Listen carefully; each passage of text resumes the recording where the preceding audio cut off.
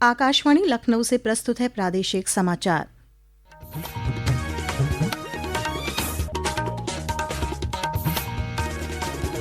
मुख्य समाचार। राष्ट्रपति द्रौपदी मुर्मू ने आज प्रयागराज पहुंचकर संगम में किया पवित्र स्नान। कहा, भारत की समृद्ध सांस्कृतिक विरासत का जीवंत प्रतीक है महाकुंभ। रेल मंत्री अश्विनी वैष्णव ने वॉर रूम से आज माघ पूर्णिमा से पहले रेलवे की तैयारियों को परखा। कहा, प्रयागराज संगम स्टेशन को छोड़कर अन्य 8 स्टेशनों पर ट्रेनों का संचालन सुचारू रूप से जारी।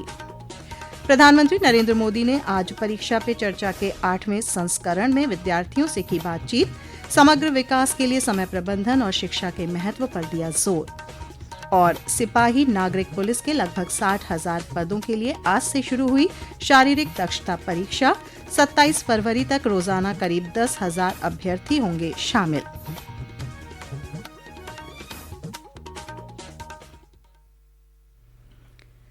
नमस्कार, प्रदेश के समाचारों के साथ मैं श्वेता उपाध्याय और अब समाचार विस्तार से। राष्ट्रपति द्रौपदी मुर्मू ने आज प्रयागराज पहुंचकर संगम में पावन स्नान किया और देशवासियों की सुख समृद्धि की कामना की। राष्ट्रपति ने स्नान के बाद सोशल मीडिया पर लिखा कि श्रद्धा और विश्वास का यह विशाल समागम भारत की समृद्ध सांस्कृतिक विरासत का अद्भुत और जीवंत प्रतीक है। महाकुंभ मानवता को एकता और आध्यात्मिकता का संदेश देता है। पेश है एक रिपोर्ट।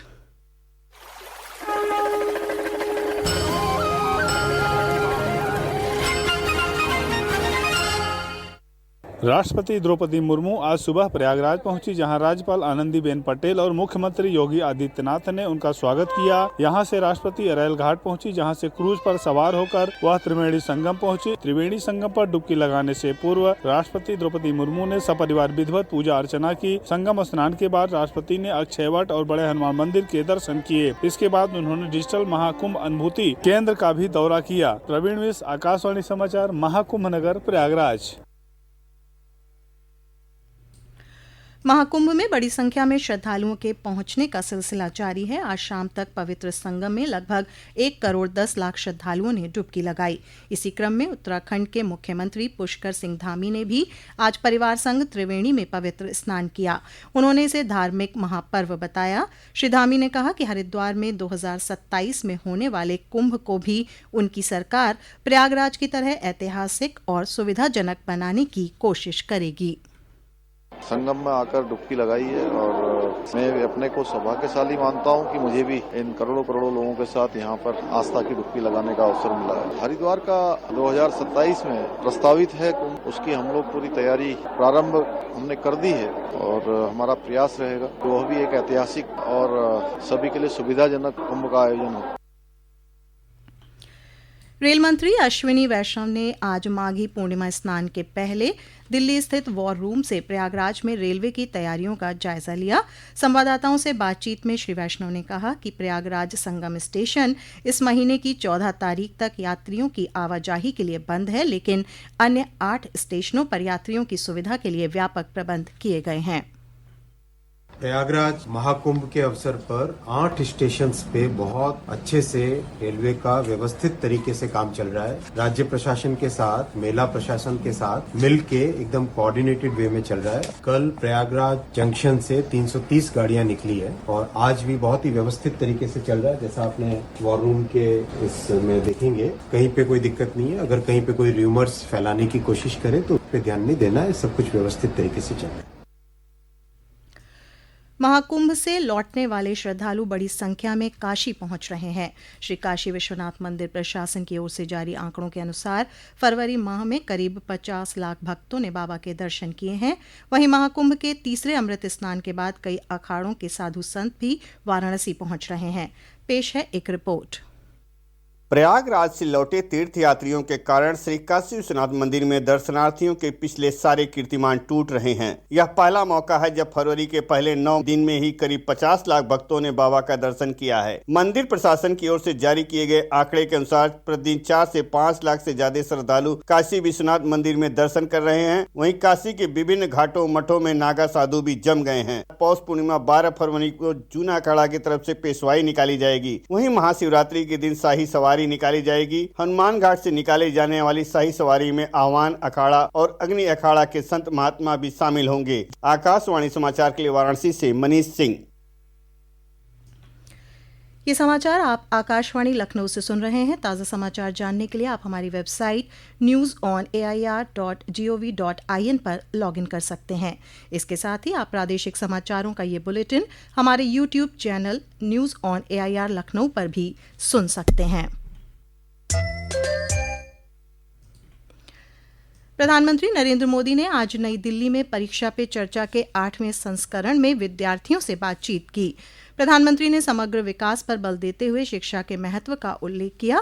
प्रधानमंत्री ने परीक्षा के दौरान तनाव और चिंता पर काबू पाने के उपायों के बारे में विद्यार्थियों से बात की। बैट्समैन उस प्रेशर की परवाह नहीं करता। उसका पूरा ध्यान उस बॉल पे होता है। अगर आप भी इस प्रेशर को मन में न लेते हुए अपना ध्यान, आज मैंने इतना पढ़ना तय किया, ये अगर कर लेते हैं आप आराम से उस प्रेशर में से भी अपने आप को दिखा सकते।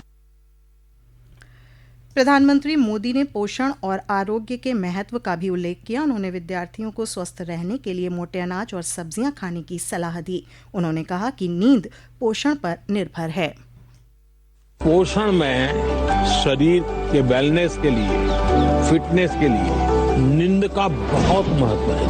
और इन दिनों तो पूरा मेडिकल साइंस इस बात पर केंद्रित हो रहा है कि जो पेशेंट आता है उसकी नींद कैसी है, कितने घंटे सोता है, ये सारे सवालों की बहुत गहराई से अध्ययन कर रहे हैं।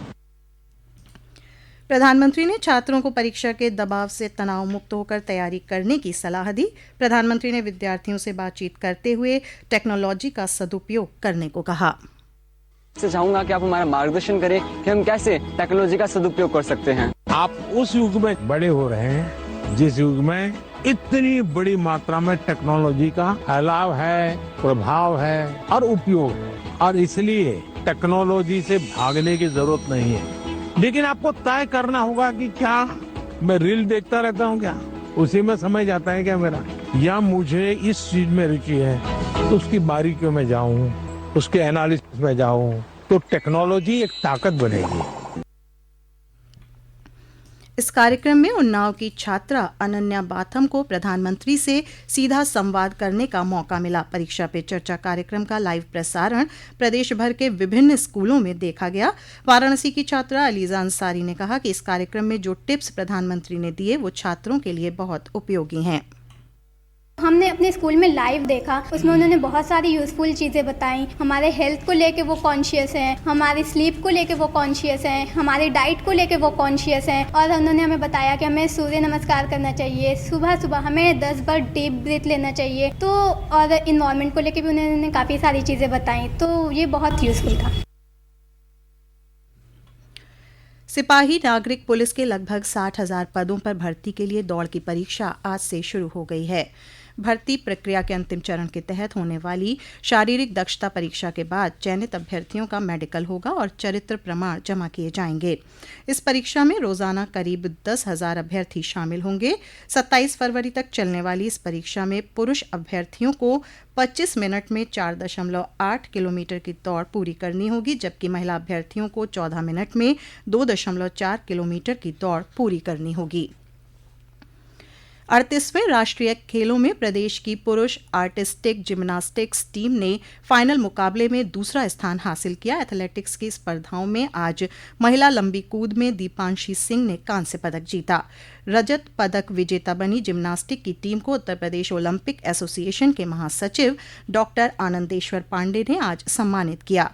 राष्ट्रीय खेलों में उत्तर प्रदेश ने अब तक 11 स्वर्ण, 12 रजत और 12 कांस्य सहित कुल 35 पदक अपने नाम किए हैं और पदक तालिका में 11वें स्थान पर चल रहा है। अंत में मुख्य समाचार एक बार फिर। राष्ट्रपति द्रौपदी मुर्मू ने आज प्रयागराज पहुंचकर संगम में किया पवित्र स्नान। कहा, भारत की समृद्ध सांस्कृतिक विरासत का जीवंत प्रतीक है महाकुंभ। रेल मंत्री अश्विनी वैष्णव ने वॉर रूम से आज माघ पूर्णिमा से पहले रेलवे की तैयारियों को परखा। कहा, प्रयागराज संगम स्टेशन को छोड़कर अन्य 8 स्टेशनों पर ट्रेनों का संचालन सुचारू रूप से जारी। प्रधानमंत्री नरेंद्र मोदी ने आज परीक्षा पे चर्चा के 8वें संस्करण में विद्यार्थियों से की बातचीत। समग्र विकास के लिए समय प्रबंधन और शिक्षा के महत्व पर दिया जोर। और सिपाही नागरिक पुलिस के लगभग 60,000 पदों के लिए आज से शुरू हुई शारीरिक दक्षता परीक्षा। 27 फरवरी तक रोजाना करीब 10,000 अभ्यर्थी होंगे शामिल। इसी के साथ प्रादेशिक समाचारों का ये बुलेटिन समाप्त हुआ। अगला बुलेटिन रात 8 बजे FM पर प्रसारित किया जाएगा।